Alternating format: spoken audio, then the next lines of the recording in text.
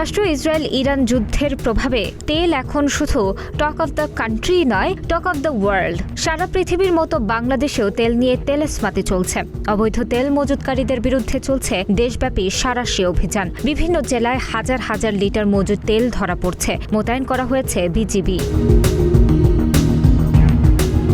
জ্বালানি তেলের অবৈধ মজুত ও পাচারকারীদের সম্পর্কে স্থানীয় প্রশাসনকে সঠিক তথ্য দিলে তথ্যদাতাকে সর্বোচ্চ 1 লাখ টাকা পুরস্কার দেওয়ার ঘোষণা দিয়েছে সরকার। ইরান যুদ্ধের জের ধরে বাংলাদেশে তেলের পাচার, কালোবাজারি ও মজুতদারির অভিযোগ ওঠার প্রেক্ষাপটে সরকার পেট্রোল পাম্প বা ফিলিং স্টেশনগুলোতে ট্যাগ অফিসার নিয়োগের ঘোষণা দিয়েছে। পাশাপাশি সারা দেশে জেলা ও পুলিশ সুপারদের মনিটর করার নির্দেশনা এবং মজুত ঠেকাতে 9টি জেলায় তেলের 19টি ডিপোতে বিজিবি মোতায়েন করার কথা জানিয়েছে জ্বালানি ও খনিজ সম্পদ মন্ত্রণালয়। দেশের মধ্যে অনাকাঙ্ক্ষিত পরিস্থিতি এড়াতে ও তেল পাচার ঠেকাতে সীমান্ত এলাকায় গোয়েন্দা নজরদারি জোরদার করা হয়েছে। মন্ত্রণালয়ের এক বিজ্ঞপ্তিতে এ তথ্য জানানো হয়েছে। অর্থাৎ যুদ্ধের কারণে তেলের সরবরাহ না কমলেও ফিলিং স্টেশনগুলোতে তেলের যে তীব্র সংকট দেখা যাচ্ছে তার জন্য মজুতদারিকেই বেশি সন্দেহ করা হচ্ছে।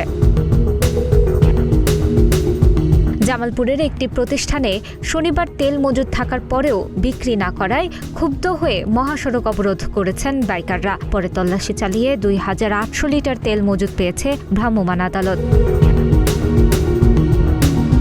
তেল মজুদের জন্য এমন শাস্তি সর্বোচ্চ নয়, এ বিষয়ে সুপ্রিম কোর্টের আইনজীবী মঞ্জিল মোর্শেদ বলেন, 1974 সালের বিশেষ ক্ষমতা আইনের অধীনে যে ব্যক্তি কালোবাজারে মজুদ বা লেনদেনের অপরাধে দোষী সাব্যস্ত হবেন তাকে সর্বোচ্চ শাস্তি মৃত্যুদণ্ড বা যাবজ্জীবন কারাদণ্ডে দণ্ডিত করার বিধান আছে।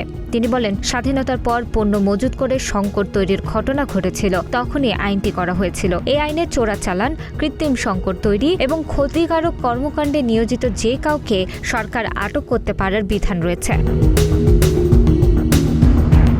আইনটি করা হয়েছিল 1974 সালের 9 ফেব্রুয়ারি, যার উদ্দেশ্য ছিল বিশেষ ব্যবস্থার মাধ্যমে রাষ্ট্রবিরোধী কিছু কার্যকলাপ প্রতিহত করা, একই সঙ্গে কিছু গুরুতর অপরাধের দ্রুত বিচার এবং কঠোর শাস্তির ব্যবস্থা করা। তবে আইনটিকে কালো আইন হিসেবেও অভিহিত করা হয়। এই আইনের অধীনে যে ব্যক্তি কালোবাজারে মজুদ বা লেনদেনের অপরাধে দোষী সাব্যস্ত হবেন তাকে সর্বোচ্চ শাস্তি মৃত্যুদণ্ড বা যাবজ্জীবন কারাদণ্ডে দণ্ডিত করা হবে।